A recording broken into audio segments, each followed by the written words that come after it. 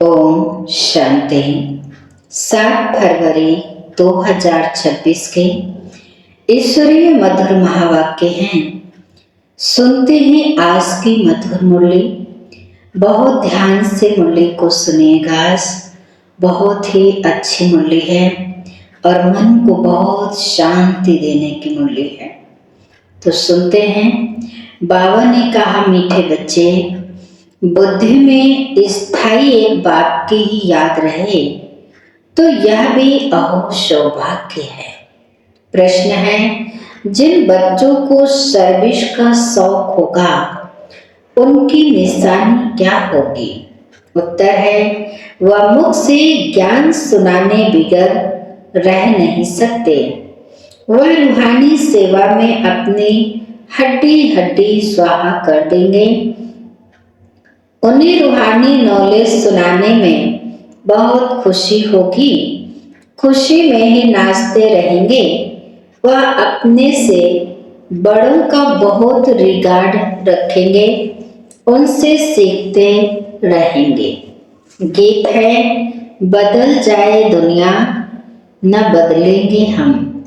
ओम शांति। बच्चों ने गीत की 2 लाइन सुनी। यह वायदे का गीत है। जैसे कोई की सगाई होती है तो यह वायदा करते हैं कि स्त्री पुरुष कभी एक दो को छोड़ेंगे नहीं। कोई की आपस में नहीं बनती हैं तो छोड़ भी देते हैं। यहाँ तुम बच्चे किसके साथ प्रतिज्ञा करते हो? ईश्वर के साथ, जिसके साथ तुम बच्चों की व सजनियों की सगाई हुई है। परंतु ऐसा जो विश्व का मालिक बनाते हैं उनको भी छोड़ देते हैं। यहाँ तुम बच्चे बैठे हो, तुम जानते हो अभी बेहद का बाप दादा आया कि आया। यह अवस्था जो तुम्हारी यहाँ रहती है वह बाहर सेंटर पर तो रह न सके। यहाँ तुम समझेंगे बाप दादा आया कि आया। बाहर सेंटर पर समझेंगे बाबा की बजाई हुई मुरली आई कि आई। यहाँ और वहाँ में बहुत फर्क रहता है, क्योंकि यहाँ बेहद के बाप दादा के सम्मुख तुम बैठे हो, वहाँ तो सम्मुख नहीं हो। चाहते हैं सम्मुख जाकर मुरली सुने। यहाँ बच्चों की बुद्धि में आया, बाबा आया कि आया। जैसे और सत्संग होते हैं वहाँ वो समझेंगे फलाना स्वामी आएगा। परंतु यह ख्यालात भी सबकी एक रस नहीं होगी। कईयों का बुद्धियोग तो और तरफ भटकता रहता है। कोई को पति याद आएगा, कोई को संबंधी याद आएंगे। बुद्धियोग एक गुरु के साथ भी टिकता नहीं है। कोई विरला होगा जो स्वामी की याद में बैठा होगा। यहाँ भी ऐसे हैं, ऐसे नहीं, सब से बाबा की याद में रहते हैं। बुद्धि कहाँ न कहाँ दौड़ती रहती है। मित्र संबंधी आदि याद आएंगे। सारा समय एक ही शिव बाबा की याद में रहे फिर तो अहो सौभाग्य। स्थायी याद में कोई विरला रहते हैं। यहाँ बाप के सम्मुख रहने से तो बहुत खुशी होनी चाहिए। अतीन्द्रिय सुख गोपी बल्लभ के गोप गोपियों से पूछो। यह यहाँ का गाया हुआ है। यहाँ तुम बाप की याद में बैठे हो। जानते हो अभी हम ईश्वर की गोद में हैं, फिर दैवी गोद में होंगे। भाई, कोई की बुद्धि में सर्विस के ख्यालात भी चलते हैं। इस चित्र में यह करेक्शन करें, यह लिखें। परंतु अच्छे बच्चे जो होंगे वह समझेंगे अभी तो बाप से सुनना है, और कोई संकल्प आने नहीं देंगे। बाप ज्ञान रत्नों से झोली भरने आए हैं, तो बाप से ही बुद्धि का योग लगाना है। नंबरवार धारणा करने वाले तो होते ही हैं। कोई अच्छी रीति सुनकर धारण करते हैं, कोई कम धारण करते हैं। बुद्धियों और तरफ दौड़ता रहेगा तो धारणा नहीं होगी, कच्चे पड़ जाएंगे। एक दो बारी मुरली सुनी, धारणा नहीं हुई, तो फिर वह आदत पक्की होती जाएगी। फिर कितना भी सुनता रहेगा, धारणा नहीं होगी, किसको सुना नहीं सकेंगे। जिसको धारणा होगी उनको फिर सर्विस का शौक होगा, उछलता रहेगा, सोचेगा कि जाकर धन दान करूं, क्योंकि यह धन एक बाप के सिवाय तो और कोई के पास है नहीं। बाप यह भी जानते हैं सबको धारणा हो न सके, सब एक रस ऊंच पद पा नहीं सकते, इसलिए बुद्धि और तरफ भटकती रहती है। भविष्य तकदीर इतनी ऊंच नहीं बनती है। कोई फिर स्थूल सर्विस में अपनी हड्डी हड्डी देते हैं, सबको राजा राजी करते हैं। जैसे भोजन पकाते खिलाते हैं, यह भी सब्जेक्ट है ना। जिसको सर्विस का शौक होगा वह मुख से कहने बिगर रहेगा नहीं। फिर बाबा देखते भी हैं, देह अभिमान तो नहीं है। बड़ों का रिगार्ड रखते हैं वह नहीं, बड़े महारथियों का रिगार्ड तो रखना होता है। हाँ, कोई कोई छोटे भी होशियार हो जाते हैं, तो हो सकता है बड़े को उनका रिगार्ड रखना पड़े, क्योंकि बुद्धि उनकी गैलअप कर लेती है। सर्विस का शौक देख बाप तो खुश होगा ना। यह अच्छी सर्विस करेंगे, सारा दिन प्रदर्शनी पर समझाने की प्रैक्टिस करनी चाहिए। प्रजा तो ढेर बनती है ना, और तो कोई उपाय है नहीं।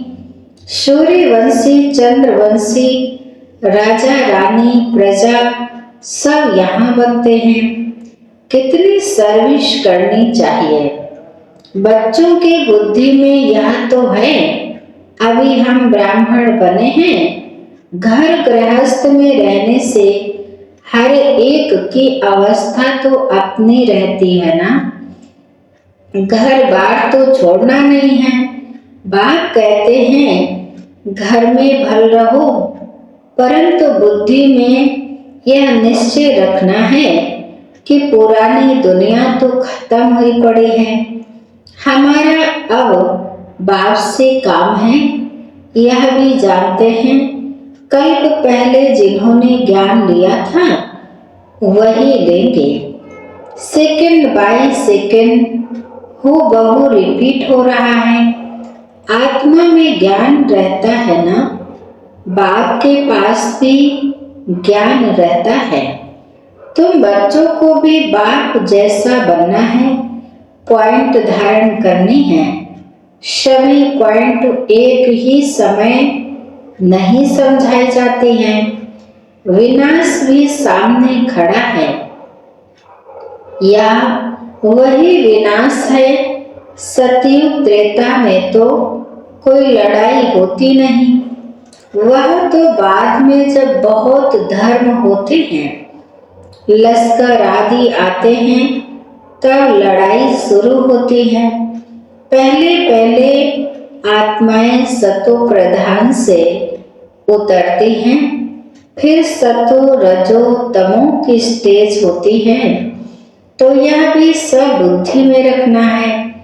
कैसे राजधानी स्थापन हो रही है, यहाँ बैठे हो तो बुद्धि में रखना है कि सिर्फ बाबा आकर हमको खजाना देते हैं, जिसको बुद्धि में धारण करना है।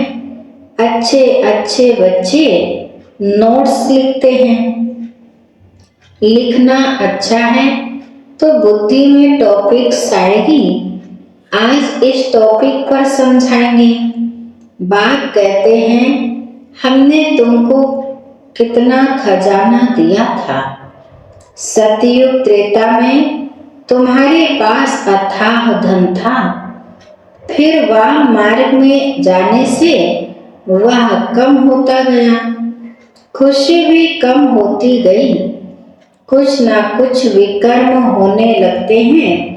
उतरते उतरते कलाएं कम होती जाती हैं। शतो प्रधान शतो रजो तमो की स्टेज होती है। सतों से रजो में आते हैं तो ऐसे नहीं फट से आ जाते हैं, धीरे धीरे उतरेंगे। तमो प्रधान में भी धीरे धीरे सीढ़ी उतरते जाते हो। कला कम होती जाती है, दिन प्रतिदिन कम होती जाती है। अभी जंप लगाना है। तमो प्रधान से सतो प्रधान बनना है, इसके लिए टाइम भी चाहिए। गाया हुआ है, चढ़े तो चाखे बैकुंठ रस। कान की चमाट लगती है तो एकदम चकनाचूर हो जाते हैं, हड्डी हड्डी टूट जाती है। कोई मनुष्य अपना जीवघात करते हैं, आत्मघात नहीं, जीवघात कहा जाता है। यहाँ तो बाप से वर्षा पाना है, बाप को याद करना है, क्योंकि बाप से बादशाही मिलती है। अपने से पूछना है, हमने बाप को याद कर भविष्य के लिए कितनी कमाई की, कितने अंधों की लाठी बना। घर घर में पैगाम देना है कि यह पुरानी दुनिया बदल रही है। बाप नई दुनिया के लिए राजयोग सिखा रहे हैं। सीढ़ी में सब दिखाया है, यह बनाने में मेहनत लगती है। सारा दिन ख्यालात चलता रहता है। ऐसा सहज बनावे जो कोई भी समझ जाए। सारी दुनिया तो नहीं आएगी, देवी देवता धर्म वाले ही आएंगे। तुम्हारी सर्विस तो बहुत चलनी है। तुम तो जानते हो हमारा यह क्लास कब तक चलेगा। वह तो लाखों वर्ष कल्प की आयु समझते हैं, तो शास्त्र आदि सुनाते ही रहते हैं। समझते हैं जब अंत होगा तब सबका सद्गति दाता आएगा, और जो हमारे चेले होंगे उनकी गति हो जाएगी। फिर हम भी जाकर ज्योति में समाएंगे। परंतु ऐसे तो है नहीं। तुम अभी जानते हो हम अमर बाप द्वारा सच्ची सच्ची अमर कथा सुन रहे हैं। तो अमर बाप जो कहते हैं वह मानना भी है। सिर्फ कहते हैं मुझे याद करो, पवित्र बनो, नहीं तो सजा भी बहुत खानी पड़ेगी, पद भी कम मिलेगा। सर्विस में मेहनत करनी है।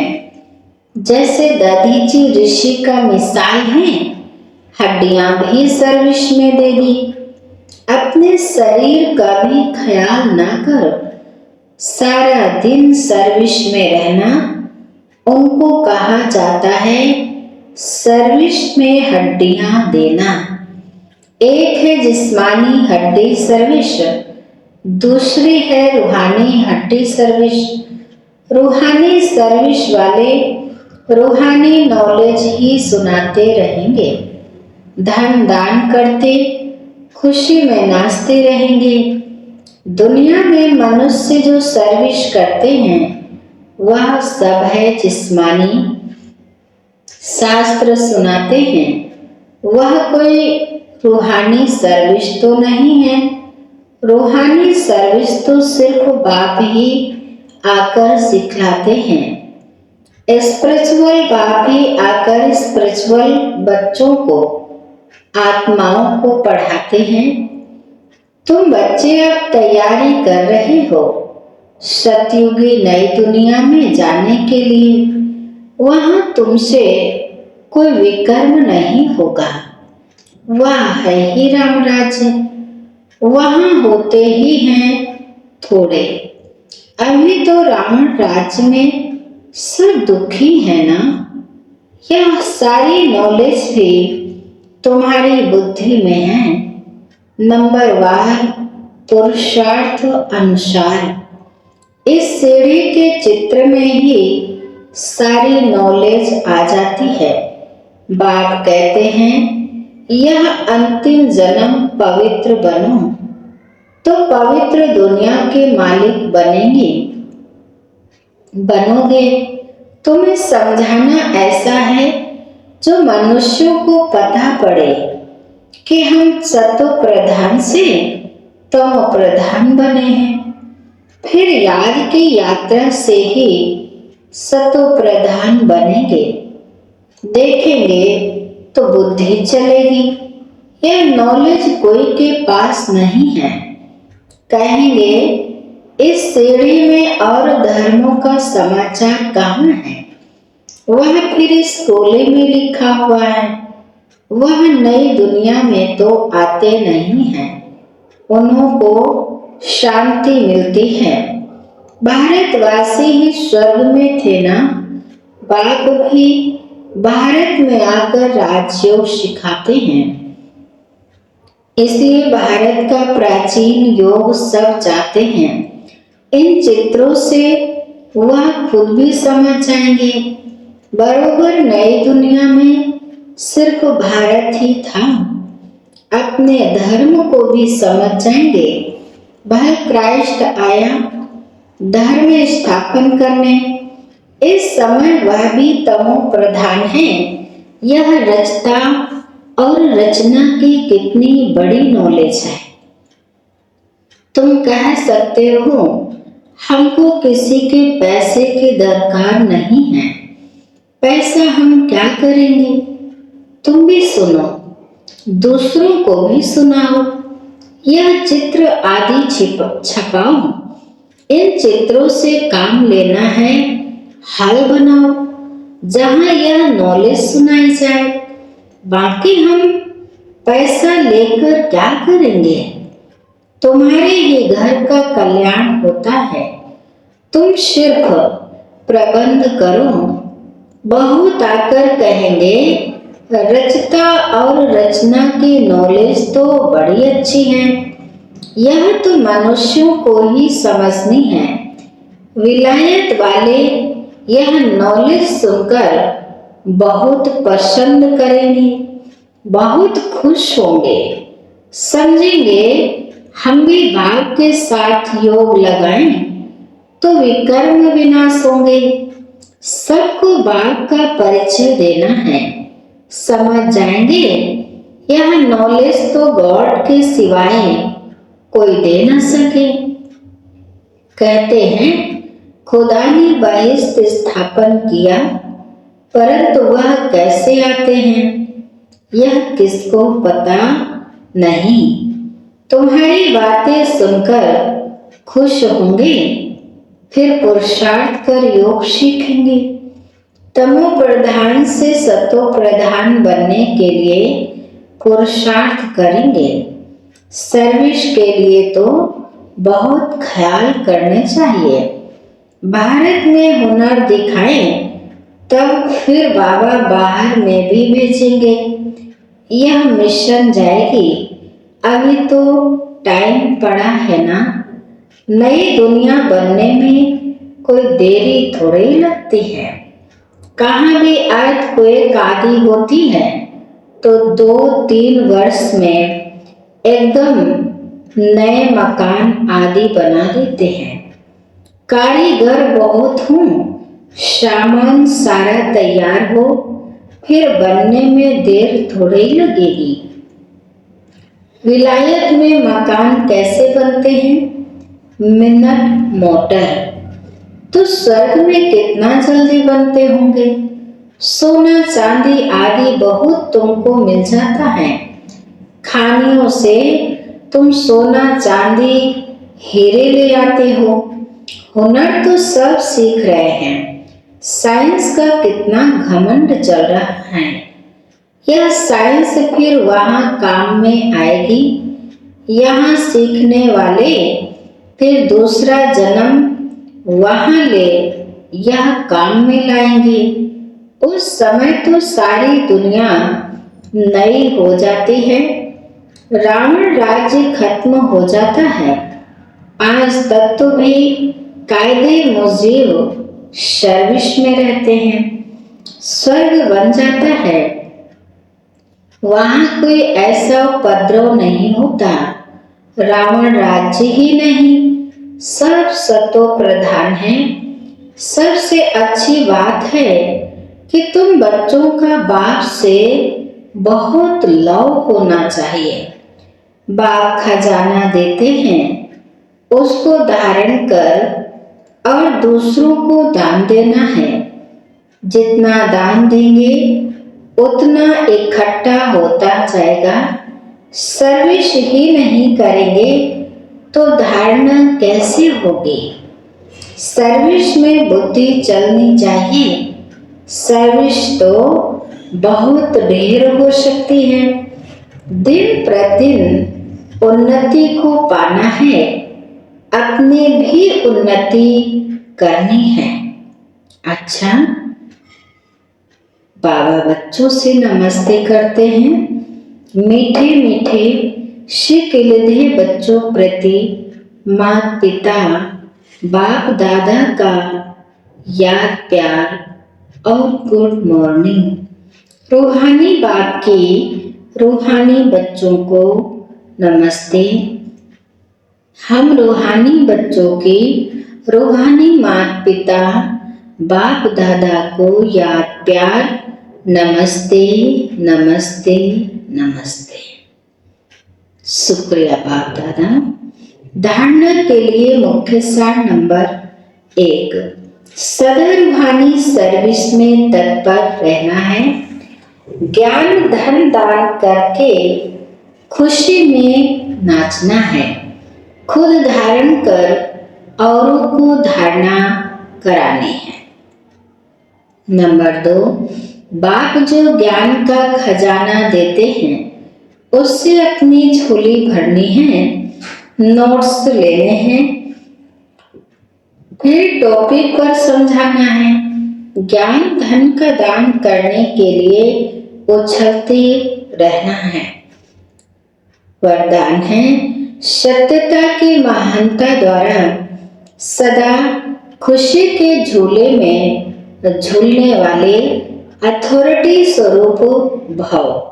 सत्यता की महानता द्वारा सदा खुशी के झूले में झूलने वाले अथॉरिटी स्वरूप भव।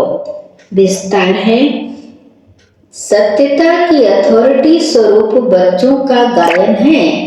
सच तो बिठो नच। सत्य की नाव हिलेगी लेकिन डूब नहीं सकती। आपको भी कोई कितना भी हिलाने की कोशिश करे, लेकिन आप सत्यता की महानता से और ही खुशी के झूले में झूलते हो। वह आपको नहीं हिलाते लेकिन झूले को हिलाते हैं। यह हिलाना नहीं लेकिन झुलाना है। इसलिए आप उन्हें धन्यवाद दो कि आप झुलाओ और हम बाप के साथ झूले। स्लोगन है, सर्व शक्तियों की लाइट सदा साथ रहे तो माया समीप नहीं आ सकती। सर्व शक्तियों की लाइट सदा साथ रहे तो माया समीप नहीं आ सकती।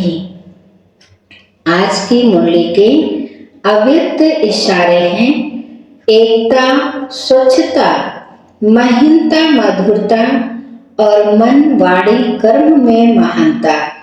यह 5 बातें एक एक के हर कदम से नजर आए तो बात की प्रत्यक्षता सहज हो जाएगी। अभी तक संस्कारों में जो भिन्नता दिखाई देती है उसे एकता में लाना है। एकता के लिए एक दो की राय को रिगाड़ दो। हंजी करके अपना विचार अवश्य दो, फिर एकता के बंधन में बंध जाओ। यही एकता सफलता का साधन है।